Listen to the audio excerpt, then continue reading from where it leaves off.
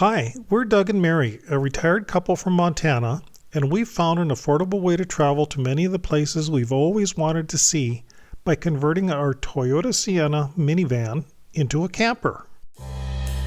We take the back roads and look for hidden gems like local bakeries and breweries, interesting architecture, and bridges. We stop at most of the roadside attractions and look for free camp spots when we can.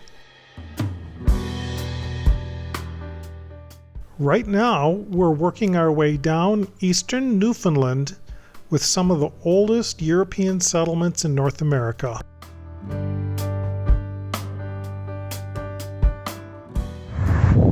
This morning, it's not quite as nice as it was last night. Winds have really picked up. Sea's a little bit choppier. Temperature really dropped. Upper 40s right now. Still a beautiful spot though.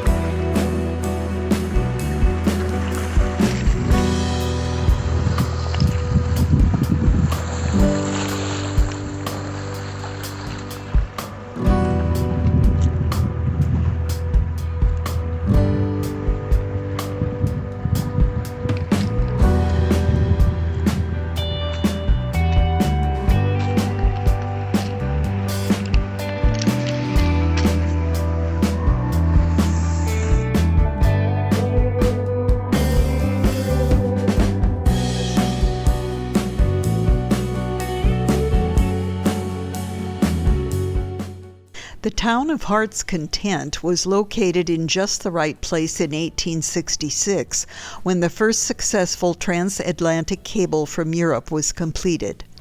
The shortest route was between Newfoundland and Ireland, and this town was chosen to be the terminus on the west side of the cable due to its sheltered natural harbor and location.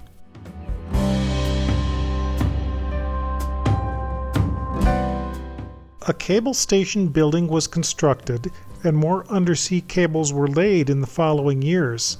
The station was used for nearly 100 years and is now a museum since the era of satellite communications has made those types of cables obsolete.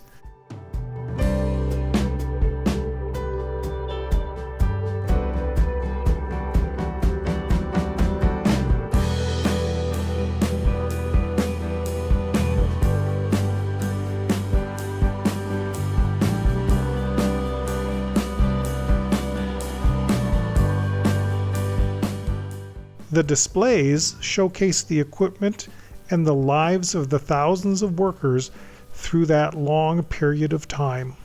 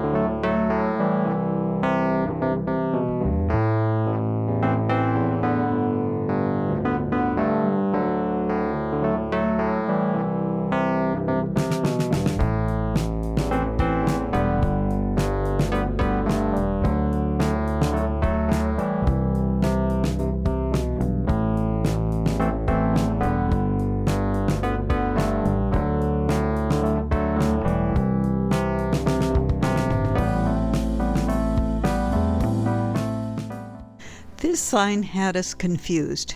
It was the first one of its kind that we had seen, And if they only now saw fit to post this warning, it must be truly a bad road.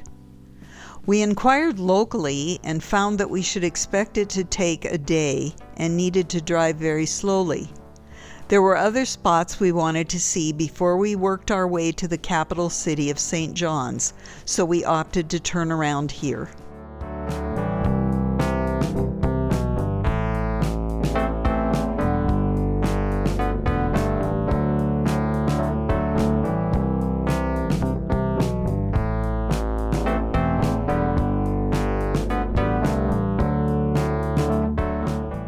The town of Harbor Grace is one of the oldest towns in North America, dating back to the early 1500s. Through most of its history, it was supported by fishing and fish processing, but pirates were also based here.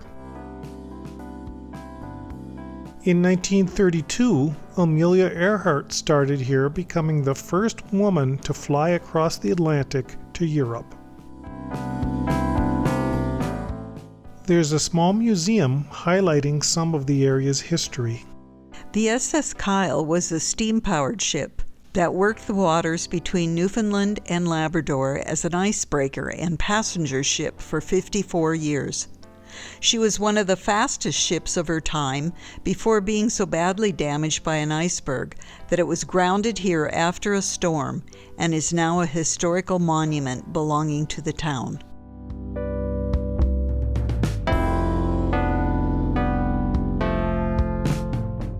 After a stop in Bay Roberts to enjoy a taste of the local craft, we found a nice camping spot at a nearby small park on a pond.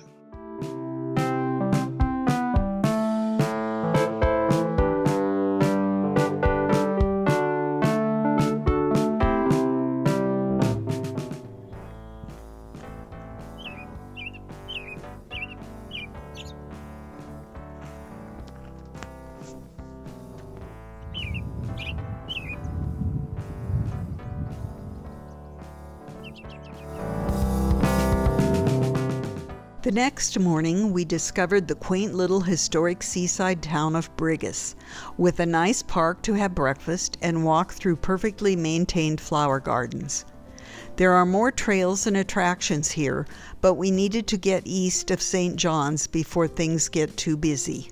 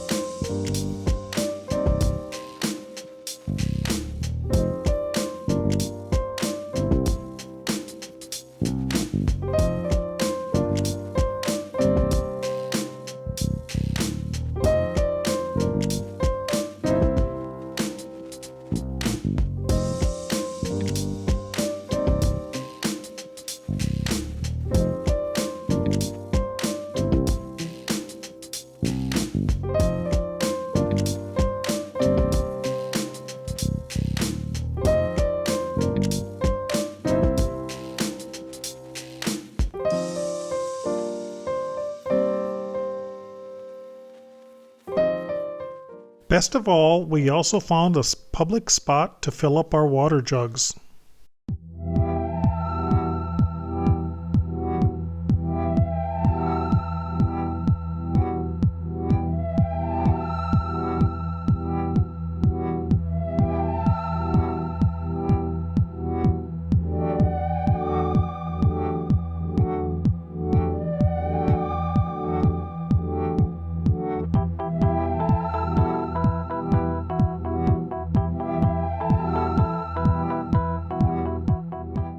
We are now on the very east side of the island of Newfoundland, with no archipelago, barrier islands, or anything else between us and all the way to France.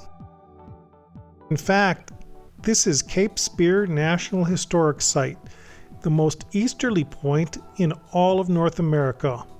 Although this is just a man-made geographical construct, it is still pretty cool to be at such a location with its famous lighthouse, history, and former military presence.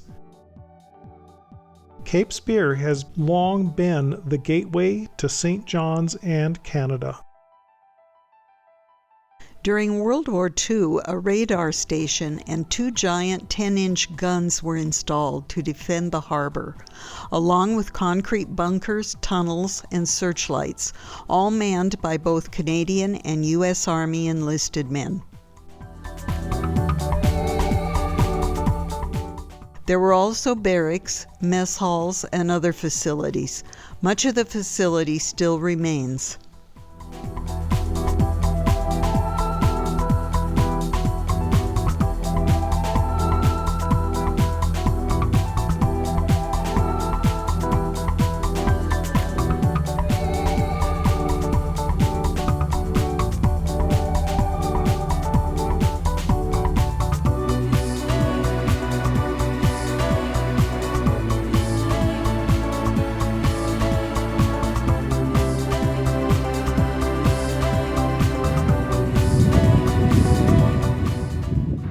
This is the farthest easterly point in North America.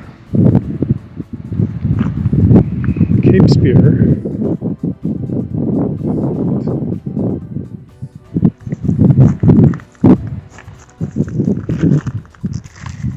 One of these rocks is the farthest east of the continent. I suppose depending on if it's high tide or low tide. And there's a lighthouse up there too.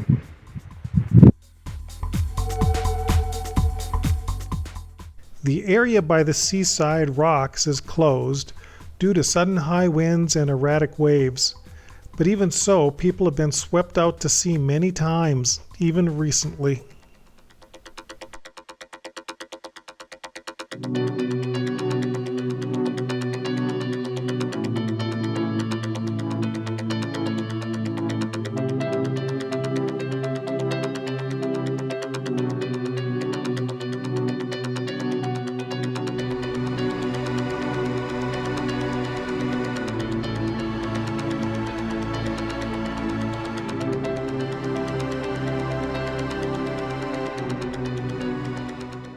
We were able to book a couple of nights at a historic downtown hotel within walking distance of all the downtown attractions and right across from St. John's Harbor.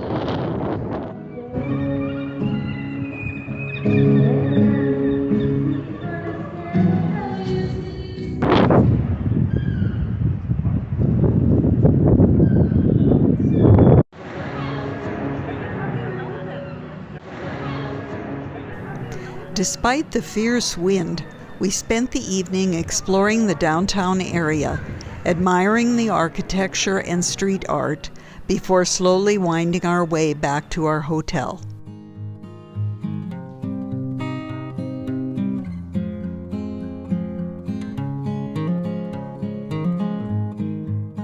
We have another day and night in St. John's, and it's a city with lots to do, so we started walking early. There are several streets in the downtown area with brightly painted Victorian houses dating back to the mid-1800s, but they weren't always so colorful. That tradition dates back only to the 1970s, when the idea caught on quickly.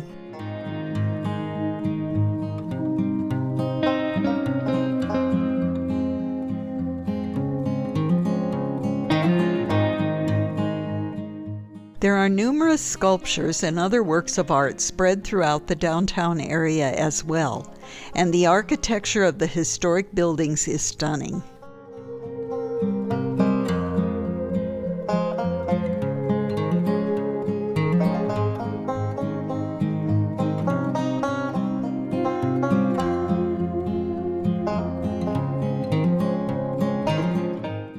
After a quick bite at Rocket Bakery, we were off to the Rooms, an art and history museum where you could spend many, many days and still not see everything.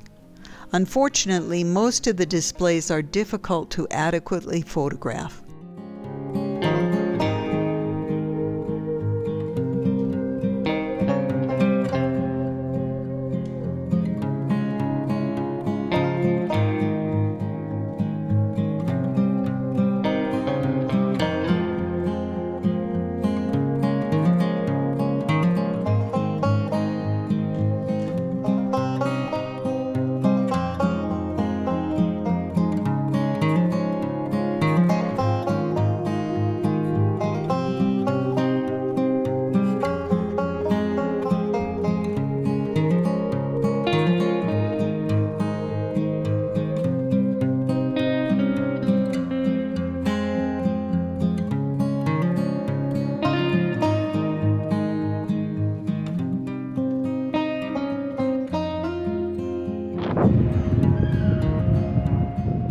The wind was still fierce, so we ducked into a cool-looking brew pub and had a beer and pizza, but it really didn't live up to their ratings.